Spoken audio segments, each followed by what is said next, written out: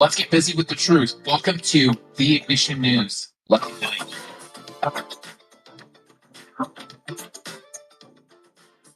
Well. Good morning. It is February 21st, 2026. Welcome to the Ignition News. Let's have a high energy show today, okay? I know it's been pretty heavy, and I know there's obviously a lot going on, but resistance requires effort, and effort requires energy. So let us remember that we are, in fact, the American resistance. I'm so glad that you're with us, and it's important for us in moments like this to remind ourselves that we're in it for the long game. I don't know if you've ever done a marathon. It's not as fun as they say. I want to throw that out there. I mean, back when I was younger, I really enjoyed running, but now it catches up with you.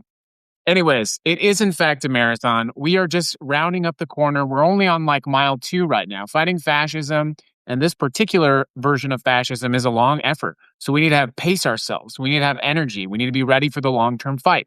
It's important that you remember that on days when it feels, tough. But today is not one of those days. Good morning, everyone. Welcome to the Ignition News. We're streaming live now on Spotify, Twitch, YouTube. Yes, YouTube.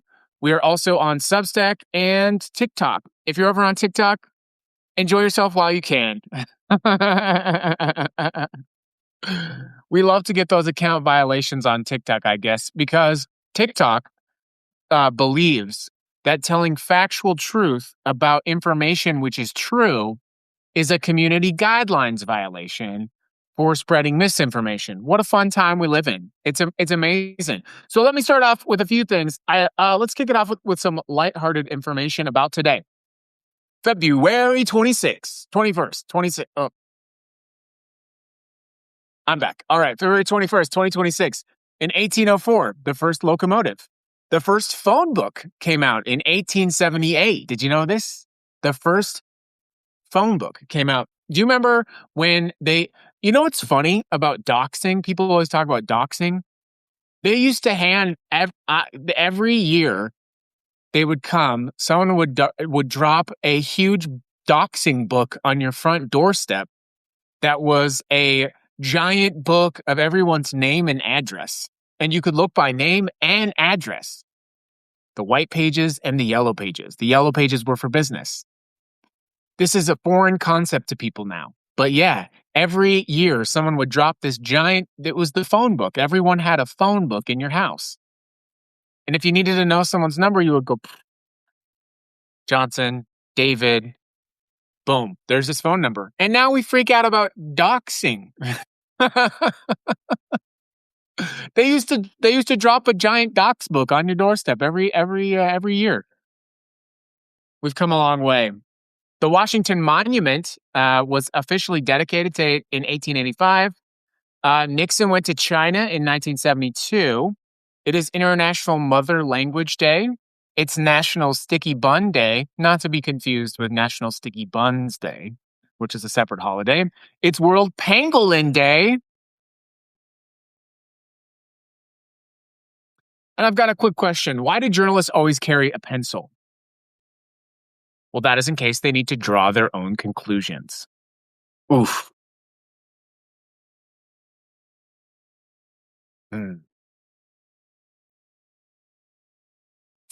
Why did the investigative TikTok journalist stay in bed?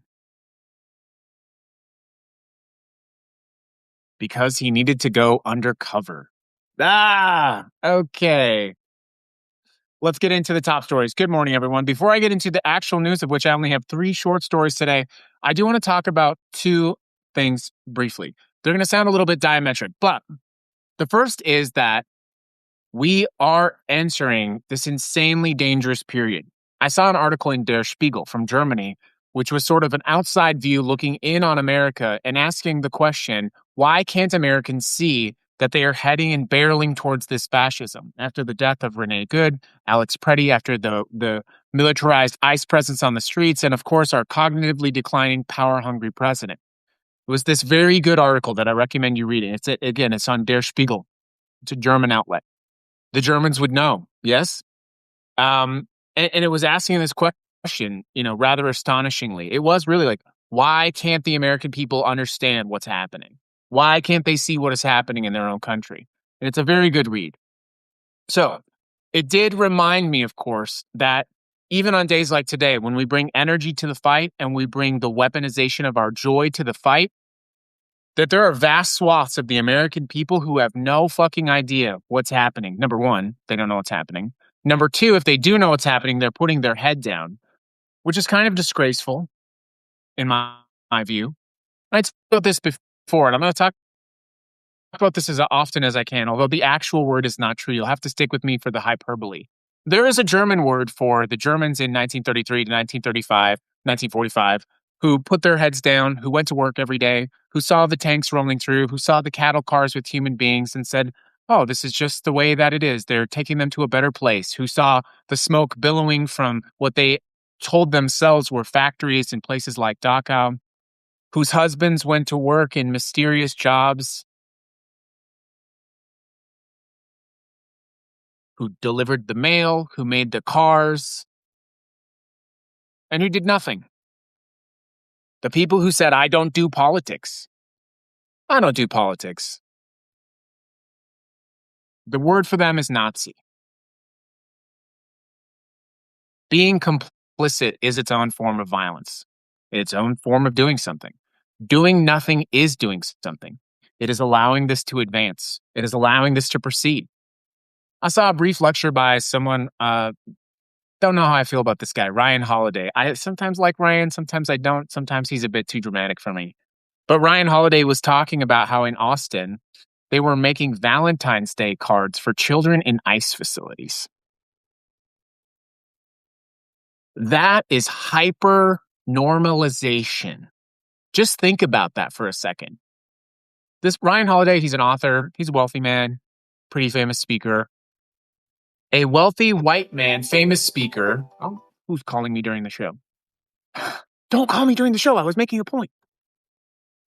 White man, famous speaker, talking about making Valentine's Day cards for children in ICE facilities. ICE facilities where they feed rotten food that has worms in it, where they are malnourished, where they are not educating these children. You cannot deny that this is happening, but you can do something. And the second part of it, the diametric part of that conversation, what I wanted to tell you today is, even though we are at this perilous moment, and I'm going to ramp this up a little bit, the Supreme Court yesterday obviously struck down the president's tariffs. The Supreme Court found a set of balls, or at least 6 of them did. Good for them. But the tariffs were the most powerful weapon that this president had to exert his fascism, because he could threaten companies, he could threaten entire states, he could threaten entire economies, and of course other countries with these weapons called a tariff. And when the Supreme Court took that weapon away from him, and we'll talk about this in a second, when the Supreme Court took that weapon away from him, he is forced to utilize another weapon, which is fear. And we are approaching that moment where the president will have to do something dramatic, as he always does, and he will. But what I'm going to kick it off to before I get into the key news stories today is the following. These people are absolute fucking clowns. If we're going to be fighting fascism, if we're going to be going up against the greatest battle of democracy in your lifetime, and let me be clear, this is the greatest battle in your lifetime. You are in it right now. You are either fighting fascism or you are a fascist. There is nothing else. And if anybody tells you anything else, they are pretending. You either fight fascism now or you are complicit in its rise. There is no gray line. And my first challenge for you today is to stop pretending that there is a gray line. Stop pretending and stop letting other people pretend as well. Stop letting them hide in the fictionary gray line. There is no gray line. You are either fighting fascism now or you are enabling its rise. But the good thing about this is that we are fighting these amateur clowns, these D- students, the worst of the worst. This administration is not filled with competent, talented people. The people pushing this fascism are the worst.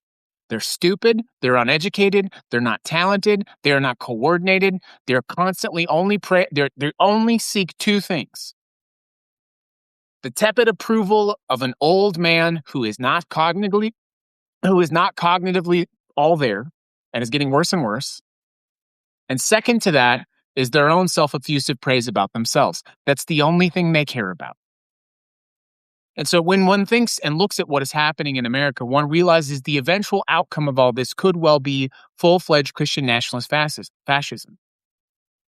But the vehicle for which it arrives is a clown car. The vehicle that this arrives in is a clown car. Do not forget that. Do not forget it. Now, if that isn't inspirational, I don't know what else to tell you. Let's talk about today's stories. Good morning, everyone. I want to take a brief second to please ask you to follow Ignite. Ooh, my brain today. To follow the Ignition News on your favorite platform, Spotify, Substack, Apple Podcast, or YouTube. Please follow us there. So let's get into the top stories today. Story number 1. ICE agents keep shooting themselves. Not a joke. This is not a joke. So we've been able to uncover some documents through Freedom of Information. In 2 days, 3 ICE agents in training shot themselves. Let's be clear about what training is supposed to do, by the way. It is supposed to be a controlled environment where you get yourself educated, trained, and get ready to go out into the outside world. And so what's happening is they're hiring bozos. And these bozos were holstering their weapons, and they fucking shot themselves. 3 times in 48 hours. That is a massive endemic failure of the system.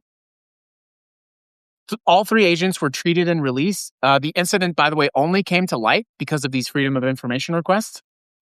But what this tells us is they are training so quickly, so recklessly, and so foolishly, and they are hiring people who are not qualified for this type of work. Do you want to know how many ICE agents they have hired since January?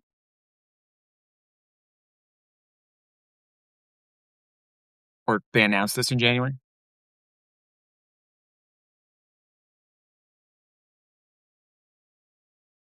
12,000 ICE agents have been hired. The entire agency is being flooded with new people, new weapons, new tasers, and the oversight, the training, the rigor, the quality is just not there. It's proof positive, and it's just proof positive. This is a supercharged weapon. Heading into our communities. 12,000 people, a force of 20,000 at least, right? When you rush and build up a paramilitary force, when you pour billions of dollars into this, and you tell them that they're the tip of the spear of this administration, and then you let it expand faster than they can train themselves, people get hurt. This is why we saw what we saw. And the crazy thing, the thing I would articulate to you, the agents who shot Alex Preddy, the agent who shot Renee Good, these were not new recruits. These were people in some instances who have been with the agency for over a decade. Those people who have been here for a decade making this critical mistake, killing an American citizen on the street for exercising their First Amendment, those are the people that have been there for 10 years.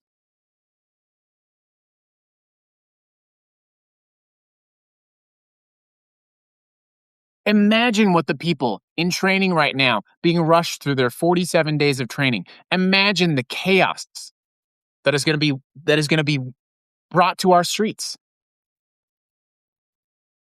And I know a lot of people have Schadenfreude. You hear a story like this and you say, whatever you want to say. Here on the Ignition News, we believe every life is important.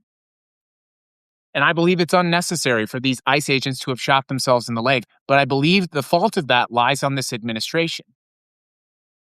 For hiring people not capable of doing the job, for hiring too many, for not improving their training. But let us just be clear. We can get into the weeds about training, not training, how many agents did we hire. The only solution is simple. You cannot out-train this violence. You cannot out-train this weaponization of law enforcement. You cannot out-train this cruelty. You cannot out-train people who want to go to the streets and hurt people. The only thing we need to train is we need to train our congressional representatives 2 words. Our congressional representatives need to sit down in front of one of those little In the following scenario, what would you do? Sit them down in front of a web-based training, one simple module.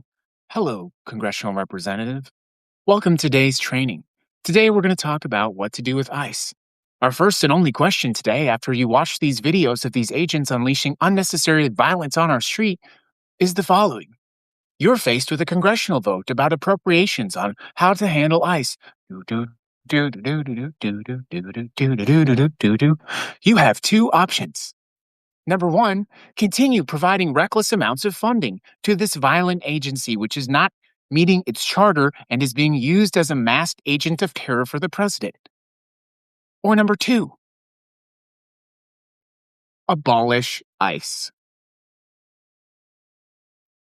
The only training that needs to happen is training your representatives that they will either abolish ICE or they will be replaced.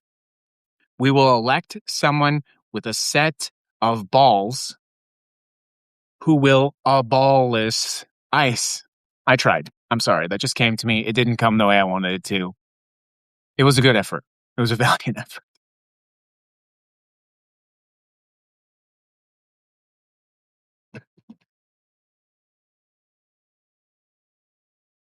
We are overcomplicating this.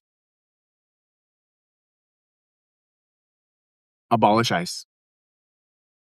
My next story, briefly, you saw that the Supreme Court overruled the president's tariffs. He said you can't do that. Of course, this baby man went out on television and announced that he would, in fact, implement tariffs. I would spend normally a little bit more time on this. Perhaps we'll talk about this in the future. But in less than 24 hours, he announced on Truth Social that he was raising the tariff from first 10 to then 15%. 15% is the maximum that Section 122 allows him to do. This is a provision of the 1974 Trade Act that allows the president to impose temporary tariffs surcharges of up to 15%. It's the legal standard. The reason for this would be because there are, quote, large and serious balance of payment deficits threatening the US dollar, which there aren't. So he's trying to circumvent the Supreme Court. And again, we'll talk more about this in a second. But the reality is this Section 122 can only last for 150 days.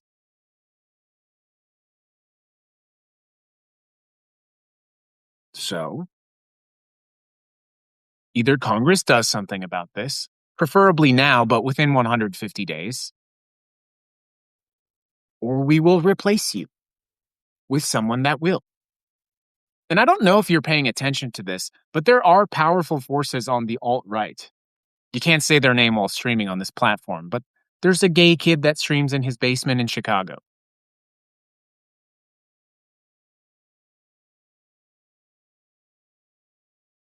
And he's telling people not to vote.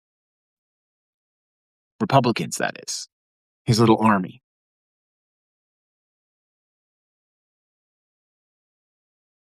But this is not without consequence. This is not without consequence. As I told you at the beginning of the show, fascism arrives to the United States, but it arrives in a clown car. The fallout of the clown car, when the clowns get out of their tiny little vehicle, is significant. Let me tell you about what's happening in Tennessee. In the state of Tennessee, our final story today, Republican lawmakers have introduced a bill, HB 577 bill, Senate Bill 738. This would allow the state to charge a woman with first-degree murder for having an abortion. And in Tennessee, first-degree murder is punishable by life imprisonment, life without parole, or in certain cases, the death penalty. So hear me when I say to you that in Tennessee, they are going to make it a death penalty to have an abortion. If it passes and signs, prosecutors would have the authority to charge a woman who obtains an abortion with fetal homicide. The same penalty as any other homicide in the state. As of yesterday, the amendment had not yet been filed, but the bill has been referred to the House Population Health Subcommittee, and it is not yet on the calendar to be voted. However, you should not breathe easy about this. The mere fact that they are openly in a government-elected body discussing this is not a fringe proposal. It has significant support. The lesson here, like everything else, is that the fascists lie to us. They have lied, they will continue to lie. Let's leave it up to the states. Roe v. Wade. When left up to the states, it will become more and more and more extreme. Tennessee already has, by the way, one of the strictest abortion bans in the country ever since 2022. Doctors in Tennessee face criminal charges for performing procedures that any physician just a decade ago would have considered standard medical care. And in Georgia and Texas and Indiana, what has happened is women have died. I don't know if we have any people from Tennessee that listen to the show. I hope we do. But part of our larger charter, our larger goal here is quite simple: to build 1,000 leaders in 1,000 different communities. And if we don't have someone in Tennessee who's part of the Rebel Radio Network, who listens to the Ignition News or joins us here on Rebel Radio, I sure hope we find someone. Because we need pockets of resistance in every corner of this country, in every city, in every state, whether it's a red state or a blue dot in a red state or a purple square in a blue county. We need to grow this resistance. We need to grow our action. And we need to help shine a light for these people. There's someone, no doubt, a woman in Tennessee right now. She's not pregnant yet. But someday, one way, that may happen. And if we do nothing, if things like this continue, that woman who has hopes and dreams, who grew up just like you did, maybe, do you remember those little pizza cards when you would read books in the summer? And you'd punch out the little cards and you would go and you get a free pizza if you read a lot of books? Well, she probably did that or something like that. The presidential fitness test in school. How many pull-ups can you do? Went to prom. Mowed lawns. Sold lemonade in the summer. Had Valentine's Day, a first kiss. First boyfriend. First car. Went to school. Maybe dropped out of college because she couldn't afford it. Went to go work somewhere. Went to go work at her dad's business. Maybe one day she was driving home late at night, thinking about that first kiss or that prom date, or thinking about maybe, just maybe, saying hello to the guy across the street. Maybe she should ask him out on a date. She's driving home. Someone pulls in front of her, flashes their lights. She stops. And before she knows it, she's violently ripped out of her car and raped on the side of the road. And then maybe she becomes pregnant from this horrible action, this horrible thing that happened.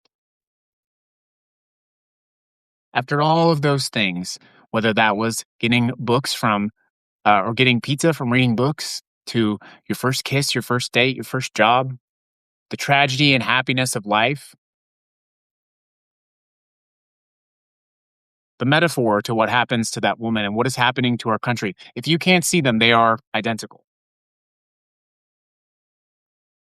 And now, if we do nothing, that woman seeks an abortion and then becomes, in Tennessee, a murderer. After all of that, these things sound abstract. They sound simple until you face what is actually happening. And for every one woman that happens to, there are 1,000 more. Just like it. Maybe much more. So when we fight for liberation, when we fight to free this country of these people who seek to control us, it is easy to get caught up in your story, your life, your books, your first date, your first kiss, your first job. But the person you don't know, who you will never meet, who's probably sitting somewhere doing something completely unrelated to that and is certainly not watching my show right now, they are just as much of a human being as you are. They're just as as raw in terms of their connectivity to this tissue of life. The hope, the joy, the fear, the pain, the sadness, but most especially the joy. I do not fight fascism because fascism makes me angry, but it does. I do not fight fascism because fascism seeks to oppress. I do not fight fascism because fascism is the dangerous spread of Christian nationalist authoritarianism in the United States of America, because it is. I do not fight fascism for just any one of those reasons. I fundamentally fight fascism because it is the biggest threat to our collective joy, our collective ability to experience this very short time that we all have together with each other. So I'll end where I started. This is a long fight. It is a multi-decade fight. And there are days when we are going to be tired. There are days when we're going to be exhausted. But we have to have the energy. And most importantly, we have to know what we're fighting for.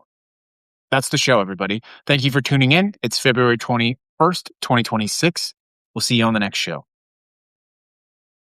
Nice.